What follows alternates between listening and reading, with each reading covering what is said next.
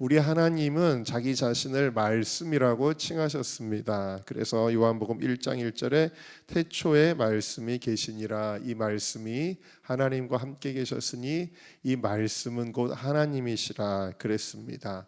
그리고 하나님은 이 세상을 말씀으로 창조하셨습니다. 하나님이 이르시되 빛이 있으라 하시니, 하나님은 말씀으로 말씀을 말하심으로 세상을 창조하셨습니다. 그래서 하나님이 이르시되 혹은 하나님이 부르시고 이런 표현들이 창세기에 많이 나오는데, 하나님은 말씀을 말하심으로 하나님의 일들을 행하셨습니다. 그리고 하나님은 인간을 하나님의 형상을 따라 지으셨는데, 인간도 하나님의 형상으로 지으셨는데요, 우리 인간도 어떤 존재로 말하셨냐면 지금 저처럼 말하는 존재로 지으셨습니다. 그 어떤 동물도 말하지 않습니다. 그냥 소리를 낼 뿐이지요. 말하는 존재로 지으셨어요. 더 놀라운 것은 뭔지 아세요? 하나님이 우리에게 말의 권세를 주시는 존재로 지으셨다라는 것입니다. 여러분, 이 말의 통치 권세가 우리에게 주어졌다라는 것을 아십니까? 창세기 2장 19절을 보니까 하나님이 아담에게 모든 동물의 이름을 짓도록 그렇게 권세를 주셨고요. 그래서 그 아담이 각 생물을 부르는 것이 곧 그 이름이 되었더라. 이게 무슨 뜻이냐면 아담이 말하는 대로 됐다라는 것을 가리키는 것입니다. 이거는 창세기 1장에나 나오는 얘기죠 라고 생각할지 모르겠습니다. 2장에나 나오는 얘기죠 라고 할지 모르겠지만 그렇지 않습니다. 하나님의 형상을 죄로 인하여 우리가 많이 잃어버렸지만 그럼에도 불구하고 이것은 여전히 남아있는 하나님의 형상이에요. 그래서 잠언 18장은 이렇게 이야기를 하고 있습니다. 시작. 사람은 입에서 나오는 열매로 하여 배가 부르게 되나니 곧 그 입술에서 나오는 것으로 하여 만족하게 되느니라. 죽고 사는 것이 혀의 권세에 달렸나니 혀를 쓰기 좋아하는 자는 그 열매를 먹으리라. 그러니까 우리가 말하는 것을 마치 씨를 뿌리는 것처럼 성경은 이야기하고 있어요. 좋은 씨를 뿌리면 좋은 열매가 맺잖아요. 그러니까 우리가 어떤 말하느냐가 우리의 삶의 열매들을 결정짓는다. 그러니까 우리의 입술의 권세라는 것이 얼마나 중요한지 모르죠. 그래서 성경에는 이런 예가 너무 많이 있는데 그 중에서도 여러분들이 잘 아는 게 뭐예요? 민수기 13장에 나오는 정탐꾼의 이야기입니다. 10명의 정탐꾼이 어떤 말을 했습니까? 부정적인 말을 했습니다. 비판적인 말을 했습니다. 그래서 우리는 절대로 그 가나안 거민들을 치지 못한다. 칠 수 있다가 아니라 치지 못한다. 우리는 그들보다 강하다가 아니라 그들은 우리보다 강하다. 다 부정적인 얘기를 합니다. 그러면서 32절에는 하나님이 선물로 주시는 땅을 악평하였다. 부정적입니다. 이렇게 부정적인 얘기를 하면서 그들 보기에 우리는 메뚜기 같다. 자기 자신들을 아주 비하하는 절망적인 이야기를 합니다. 그러면서 뭐라 그랬냐면 우리가 애굽에서 죽으면 좋았을 것을 왜 여기서 우리가 죽게 되었느냐 하고 그렇게 부정적인 얘기를 계속 쏟아 놓습니다. 오직 이 순간에 믿음의 말을 한 사람은 여호수아와 갈렙밖에는 없었지요. 그래서 10명은 악평하였는데 이 2명은 하나님이 주신 심히 아름다운 땅이라. 어떻게 똑같은 땅을 보고 이렇게 다르게 말할 수가 있지요? 그리고 하나님이 우리를 기뻐하시면 우리를 그 땅으로 인도하실 것이다. 그 땅은 젖과 꿀이 흐르는 땅이다. 두려워하지 말아라. 메뚜기라고 자기를 표현했던 10명과는 달리 그들은 오히려 우리의 밥이다. 이렇게 믿음의 말을 하게 되었다라는 것입니다. 그런데 여러분, 정말 무서운 거는 뭐지요? 민수기 14장 28절을 보시면요, 27절을 보시면 나를 향하여 원망하는 그 말을 내가 하나님이 들었다. 여러분, 여러분이 하는 모든 말을 다 하나님이 들으십니다. 여러분이 그냥 지나가다가 하는 말조차도 들으시는 거예요. 교회에서 은혜 받고 아주 기분이 좋게 가는데 가다가 뭐 잠깐 누구랑 기분 나쁜 일이 있어서 내가 툭 내뱉는 그 부정적인 말 혹은 화내는 말, 그런 것조차도 하나님은 들으신다.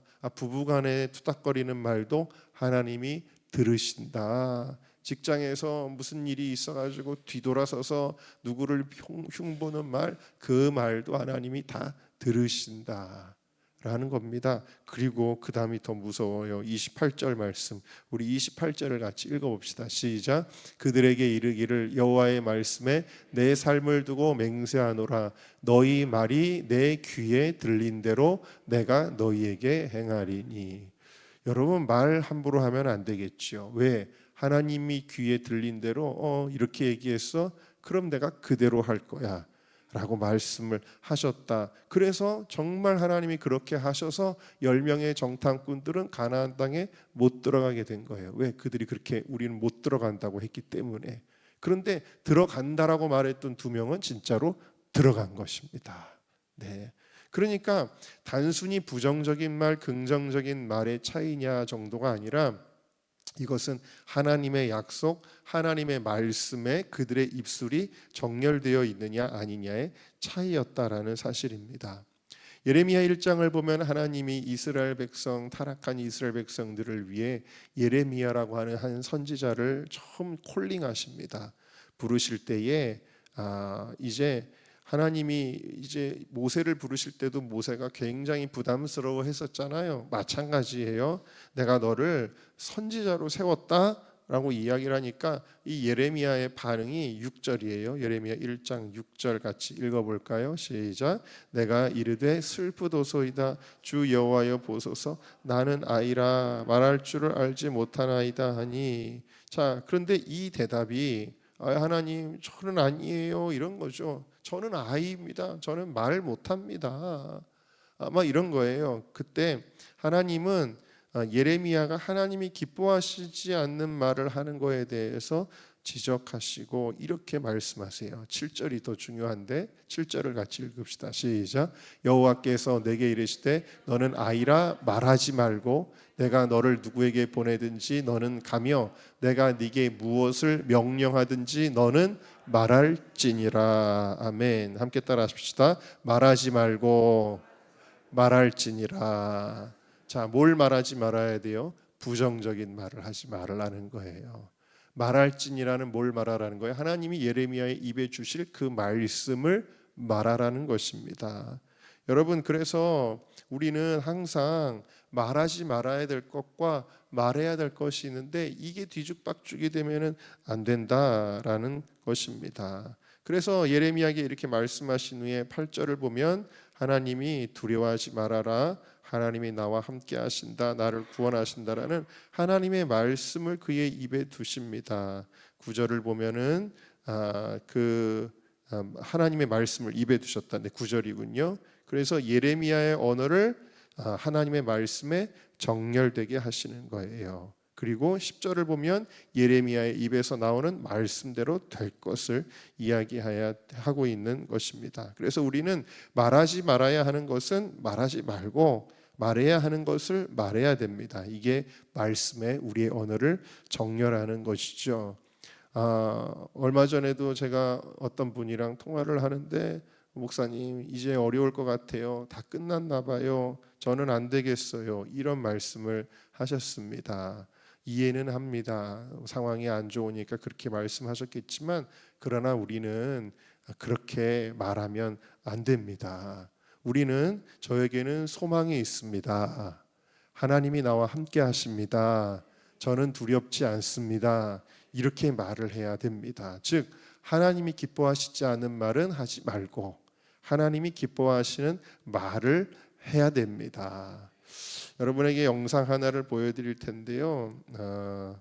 우리의 몸이 70%가 물로 돼 있잖아요. 근데 이 물에 대한 재미있는 영상이 하나 있어서 여러분들에게 한번 보여드리도록 하겠습니다. 네. 이제 이 얼음을 현명에 올리고 결정의 모양을 확인하는 일만 남았습니다. 과연 결정의 모양은 달라졌을까요? 먼저 고맙습니다라는 단어에 노출된 물의 결정입니다. 마치 인공적으로 만든 조각품처럼 완벽하게 아름다운 형태를 갖추고 있습니다. 반면 바보라는 쪽의 물은 육각의 형태조차 갖추지 못하고 뭉개졌습니다. 다른 단어로 촬영한 결과도 비슷했습니다. 단지 신기할 따름입니다. 네, 짧은 영상을 잠깐 보여드렸는데요. 뭐죠? 물에다가 대고 고맙습니다, 사랑합니다, 천사, 꽃 이런 아름다운 단어들을 물에다가 얘기한 거예요.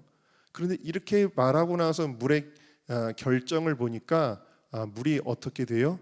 아름다운 모양으로 결정이 맺혀졌다라는 거예요. 그런데 반면에 너는 바보야, 못 살겠어, 괴로워, 죽어버려, 막 이런 말을 하면 물의 결정도 아주 흉측하게 되더라는 거예요. 너무 신기한 것이죠. 이거 말고도 우리가 많은 실험들을 얘기하잖아요. 쌀에다가도 그렇게 우리가 말하면 진짜로 그렇게 됩니다. 여러분들이 실험해 보시면 진짜로 그렇게 됩니다. 여러분, 이거는 현대 과학에서도 왜 그런지를 모르는 거예요. 왜 그렇게 되지 도대체? 그런데 여러분, 이게 실제로 과학적으로 뭐라고 설명은 할 수 없지만 진짜 일어나는 일이거든요. 이거는 무슨 법칙이죠? 이거는 영적인 법칙입니다.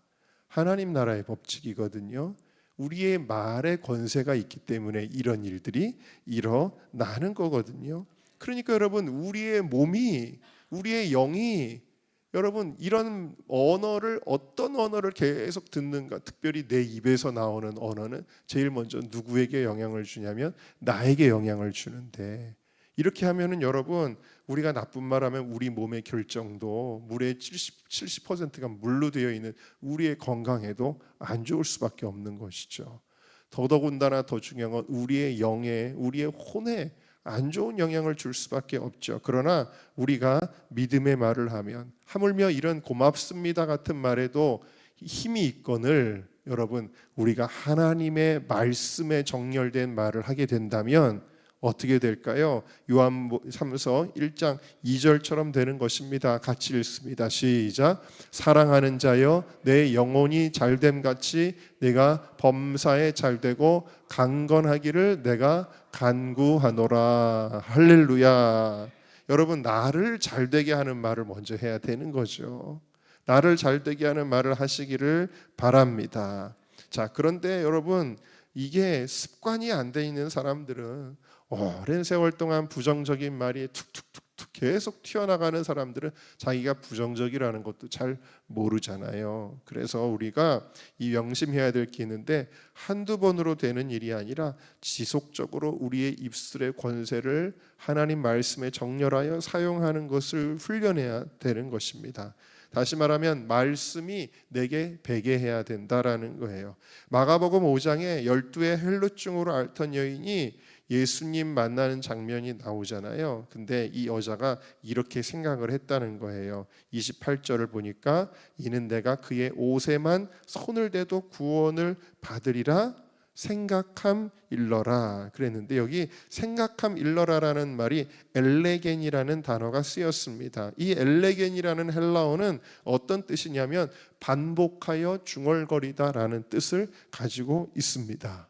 그러니까 뭐라 그랬다는 거예요? 이 여인은 계속 내가 예수님의 옷에 손을 대면 나는 나을 거야, 예수님의 옷에 손을 대면 나을 거야를 계속 말했다라는 거예요.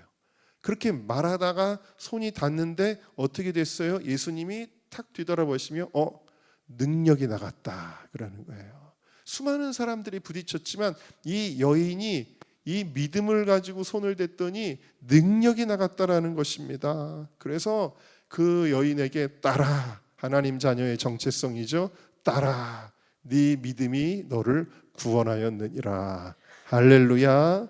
여러분들에게 이러한 선포의 능력이 있으시기를 주의 이름으로 축원합니다. 신명기 6장 6절에서 7절 말씀 같이 읽습니다. 시작. 오늘 내가 네게 명하는 이 말씀을 너는 마음에 새기고 네 자녀에게 부지런히 가르치며 집에 앉았을 때든지 길을 갈 때든지 누워 있을 때든지 일어날 때든지 이 말씀을 강론할 것이며 귀에 못이 박힐 정도로 말씀이 계속 선포돼야 된다는 것입니다.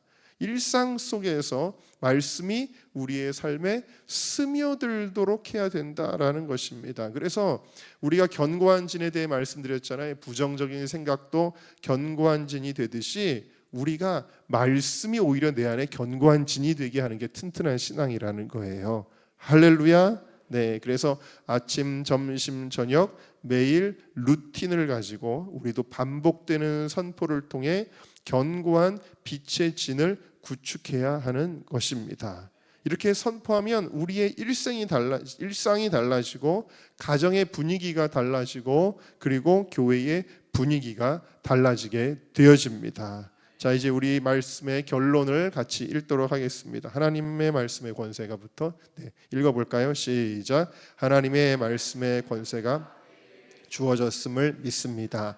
하나님의 자녀의 정체성을 따라 내 혀끝에 하나님의 말씀을 둡니다.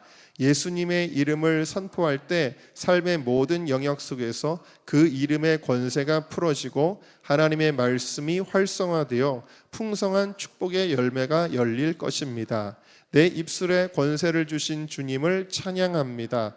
날마다 감사하며 기쁨을 표현하게 하옵소서. 예수님의 이름으로 기도합니다. 아멘. 네, 그래서 여러분들에게 뭘 나눠드렸냐면 선포 캘린더 50일치를 나눠드렸습니다. 네, 형님네 교회에서 그걸 하길래 제가 그걸 딱 보고 거기는 30일 동안 하길래 우리는 50일을 해야 되겠다. 그래서 이제 50일짜리를 급하게 만들었는데요. 여러분들 어제 다 받으셨잖아요. 그거 오늘부터 이제 시작하는 겁니다. 오늘부터 아침에 7번, 점심에 7번, 저녁에 7번 그렇게 여러분 선포하는 겁니다. 자, 오늘 그 말씀 캘린더에 오늘 선포문을 한번 띄워주실래요? 오늘 선포문이 뭐죠? 네, 여기 이거예요? 네. 자, 이거 한번 여러분 오늘 아침 숙제니까 지금 7번 그냥 해버립시다. 자, 우리 같이 읽읍시다. 시작. 나는 세상의 빛입니다. 내가 가는 곳마다 예수님의 빛이 비춰질 것입니다. 나는 세상의 빛입니다. 내가 가는 곳마다 예수님의 빛이 비춰질 것입니다. 나는 세상의 빛입니다. 내가 가는 곳마다 예수님의 빛이 비춰질 것입니다. 나는 세상의 빛입니다. 내가 가는 곳마다 예수님의 빛이 비춰질 것입니다. 나는 세상의 빛입니다. 내가 가는 곳마다 예수님의 빛이 비춰질 것입니다. 나는 세상의 빛입니다. 내가 가는 곳마다 예수님의 빛이 비춰질 것입니다. 나는 세상의 빛입니다. 내가 가는 곳마다 예수님의 빛이 비춰질 것입니다. 할렐루야. 여러분 너무 쉽죠? 이거 아침에 7번 이럴 때 점심시간에 식사하시고 나서 꼭 한번 하시고요. 또 저녁에도 하시고 이렇게 매일 선포문이 있는데 여러분들 꼭 하시고 우리 초장지기 방에 제가 이거 파일로도 올렸으니까 초장원들에게 또 카톡으로도 좀 보내주셔서 여러분 우리의 입술이 정렬되면 언어가 정렬되면 하나님의 큰 복을 받게 되어질 줄로 믿습니다. 네, 우리 옆에 분들하고 한번 인사하겠습니다. 눈이 부셔서 이렇게 못 보는 것처럼 이렇게 당신은 예수님의 빛입니다. 이렇게 한번 인사해 볼까요? 시작. 네, 좋습니다. 네, 네, 뭐 우리 고쌤한테도 빛이 막 나오고 있습니다.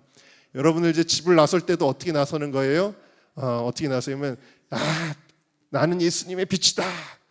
길을 비켜라 이러면서 오늘 하루를 여러분들 출발해서 이따 기도하고 이 교회 밖을 나가실 때도 여러분 그런 포부를 가지고 나가시기를 주님의 이름으로 축원합니다.